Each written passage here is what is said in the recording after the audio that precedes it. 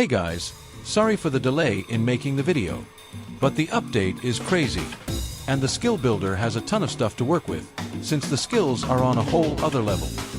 Only check out these insane skill examples. Please, me, I need this! My mom is kind of homeless. I cast necromancy. Rise. Oi.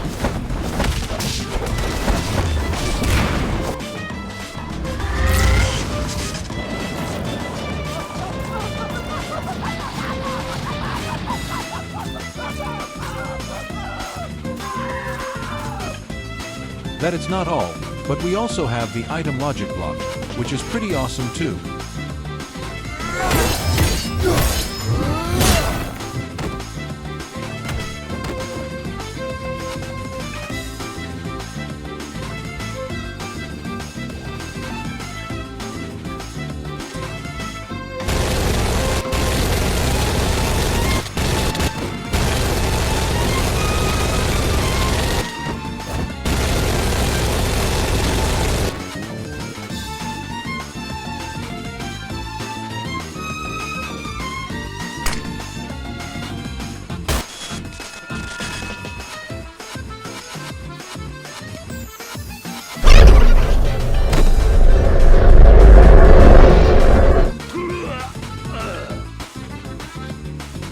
But first I'll show you how to use the item logic block and other addictions, because the skill builder will take up half the video because it's just insane. One of the things they added is that now the spawner doesn't need a group type reference to summon an NPC, because now it spawns an R6 NPC. We can also enable the option to animate it when it walks, just like a player.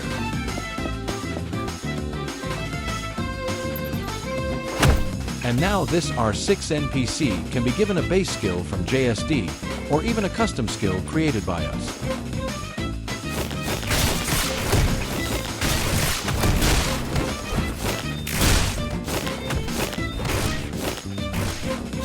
In description type, we can set the appearance we want our NPC to have, either the traditional one made by us, or the look of a player with their Roblox user ID, or even put ourselves in there. They also added the boost block, which lets us increase our speed or jump height, and even multiply our current speed and jump height. But for some strange reason, the jump height doesn't apply, because I think it's currently bugged. Well, now it's time to explain the item, and as you can see, it has these settings. Well, the handle is the appearance our item will have, and it can't be a group since it must be a single block. For example, I place this cylinder, change its color to blue, and then set it as the appearance of our item. So when we pick it up, that will be our item.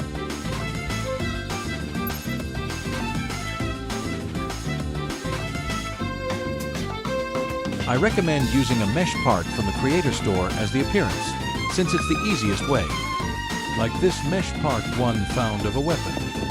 One thing I forgot to mention is that if you press the escape key, your item will be deleted and it can't be dropped, just like a temp V or railgun. We'll be able to adjust the position and orientation of our item so it looks the way we want in the hand.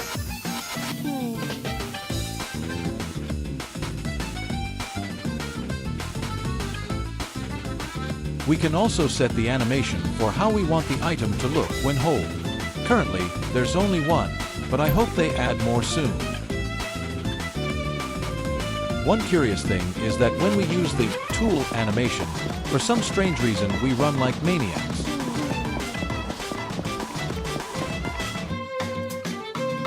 The options hold based hard linking and activate synced. I have no idea what they're for, but if we disable activate synced, it lets us do M1 with items.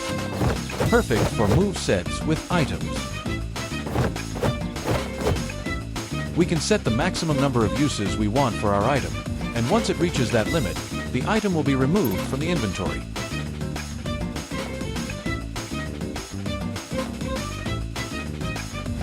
In the icon setting, we can place the image we want to appear when the item is in our inventory. We can use one from the Creator Store or from the JSD toolbox, which is very useful for console players. In the Activate option, we need to select what we want the item to activate when used. Here, I set it so that when activated, make an explosion effect. On Activate works the same way as on Deactivate, on Equipped, and on Unequipped. Well, on Equipped and on Unequipped are mostly used to play sounds when equipping or unequipping the item, though you can really do whatever you want with them. Before showing you how to use the skill builder, I have to say this. If my explanation wasn't clear enough, you can always click here to read the information about the timeline blocks, or here to learn how to use the skill builder explained directly by JSD. Alright, now the first thing is action is that we can place any JSD skill. And yeah, there are tons of skills. In display name, that's the name your skill will have. And we can remove the prompt to avoid problems when we have many skills accumulated. We want just one button to grant them all instead of picking them one by one.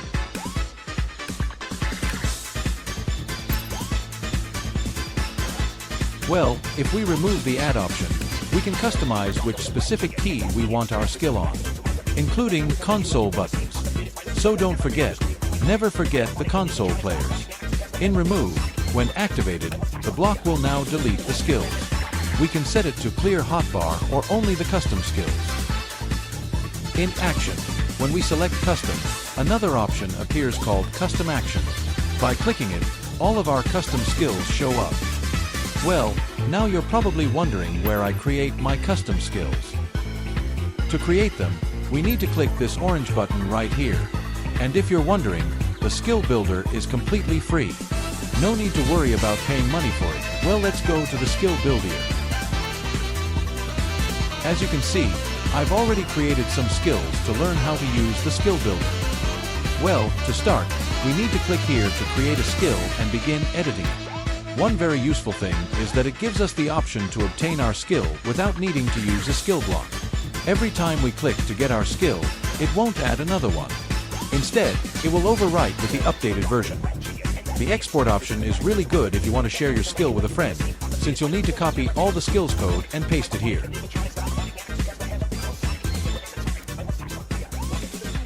There's also the option to delete the skill, but something super convenient and useful is that if we drag the bottom right corner with our mouse, we can resize the skill builder window, making it bigger or smaller. Alright, now let's go edit our skill. Let's start with the skill. Basically, we can select any ability from JSD, but there's something important I need to tell you. It will only show the characters we actually own.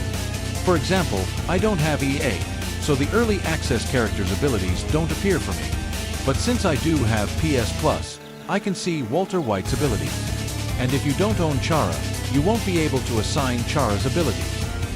Well, if we scroll down a bit, we'll see these settings where we can multiply the speed of the skill's execution, the damage it deals, the ragdoll effect, the knockback it causes, and also the stun. And further down, we have the option to multiply the hitbox and choose where we want to position, which makes the skill builder really good. We can set it so that if our skill is animated, the visual scripts are shown, it has sound effects, and if it's concurrent, it can have a finisher. It can also cancel the previous skill, execute its variants automatically, force a variant to run, or even force the special variant. And finally, you can decide if the skill is cancelable or if it gets interrupted. Well, the next part is very basic. I bet you already know how to use it. It's the wait, which executes something after a certain amount of time has passed. Remember to always save your skill. It doesn't have autosave.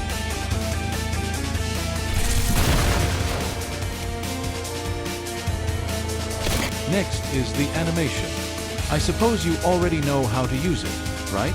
But animation has something very special. We can use almost all the animations from the game, like emotes or even animations that never made it into the game. At the beginning of the skill builder, you could even use admin character animations, but they removed that pretty quickly. Next after animation is velocity. This block lets the player move within a certain range we set. And basically, push power is like how fast we're pushed toward the destination. We can set the duration of the push. We can also set the axis we'll move along, the ragdoll duration will be in, whether it's cancelable, and all those things. Another very important thing I want to explain is the target, which will execute the timeline block on the chosen objective. But there's something I'm going to show you. Okay, we'll set up these two animations, designate our targets, and then activate the skill. And we save it.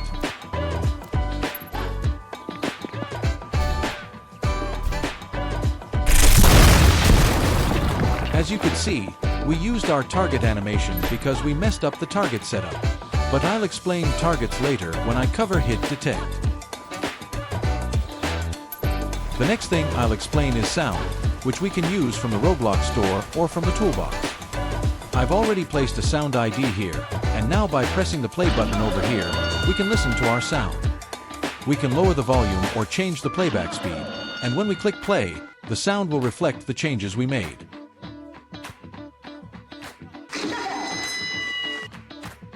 We can also set the range where our sound can be heard.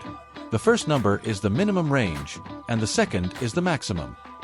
And you can configure if the skill is cancelable when some interrupt the skill and assign the target. Well, effects are another important thing. Without them, there wouldn't be any magic in making skills, right? We can choose all the effects from JSD and adjust their scale, the volume of their sound, and the density of the effect. We can set the color we want, the position where it will be executed, the orientation, and even the target. And here's a trick so you don't have to keep placing the effect, saving the skill, and checking how it looks. We can just right-click on the effect to preview it. That way we see how it changes if we add a color or a position.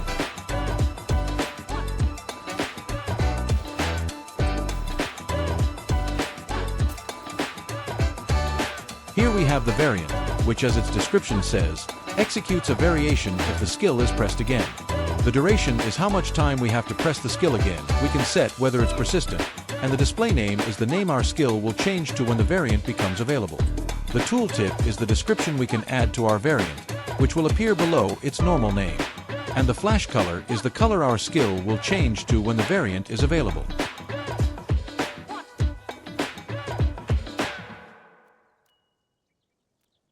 We'll need to add a wait so the skill works properly, because when using all the timeline elements, everything gets cancelled at the end.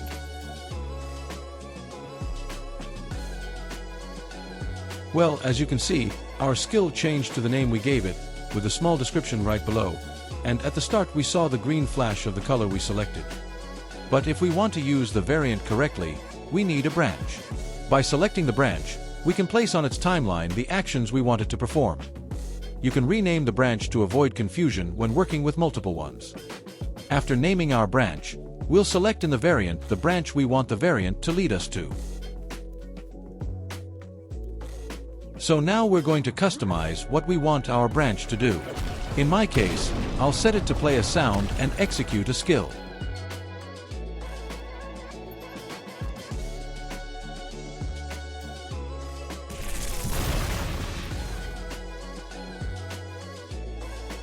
The next thing after the variant is the hit detector, which is one of the most important parts of the entire skill builder.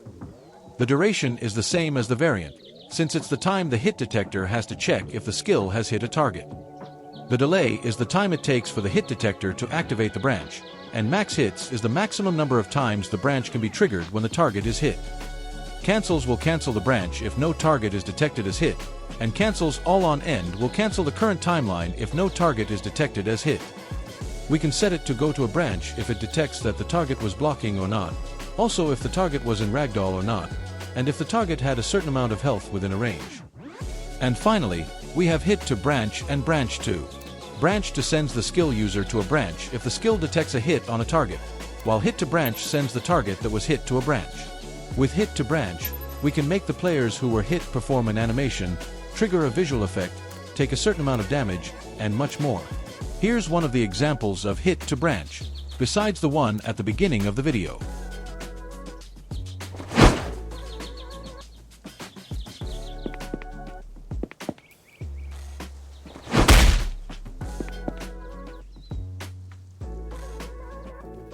Judgment.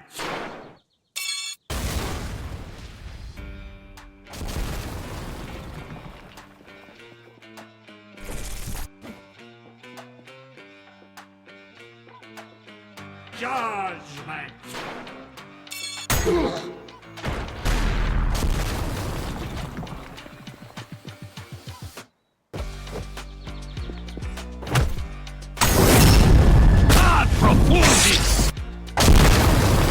The next thing after HitDetect is Cancel, where we can choose what we want it to cancel, like only skills, sounds, animations, or velocity.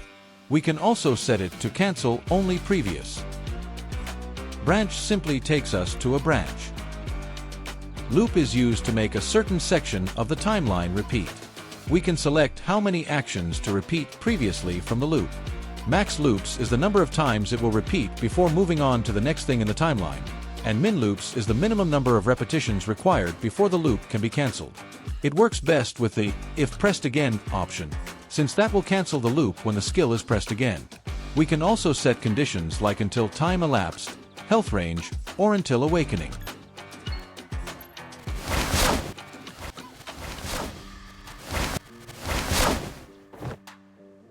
State is very useful when we want to create cinematic effects, since we can set whether the state ends when the skill finishes, whether attacking is allowed, and whether it's cancelable. The state can also lock the player's camera, so when the player looks to the side, the character won't turn that way. You can multiply the speed of whoever is affected by the state, stun them, make them take a certain amount of damage, and best of all, use iframes. Iframes let us make our skill more cinematic by putting the affected target into invincibility frames, removing their hitbox, or making them only interruptible by abilities that cancel grab frames, like Gojo's Max Blue.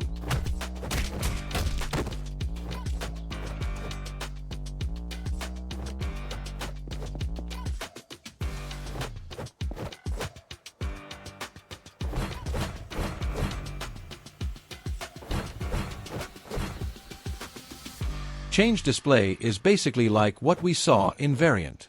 It changes the skill's color and name. Modifier would be one of the most important parts of the skill builder, if it weren't for the fact that the number of logic blocks that work with it is very limited. Well, as we can see, these are its configurations. We can set the duration of the power, where it will be positioned, and its orientation. To use it, we'll need a logic block, and in the Save Part option we'll select the block we want it to activate. One thing to mention is that it can only activate one logic element from the same block. Specifically, the first one. If we put several, only the first will work.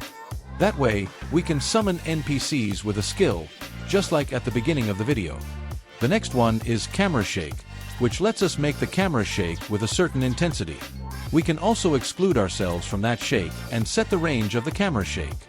The other timeline options include adding a certain amount of awakening, adding cooldown to the skill, adding health, and so on. I'll skip the properties part since the video is already too long, but properties are basic. One quick thing I do need to explain is that if we want our skills to only show when an item is equipped, we have to put the name of our handle.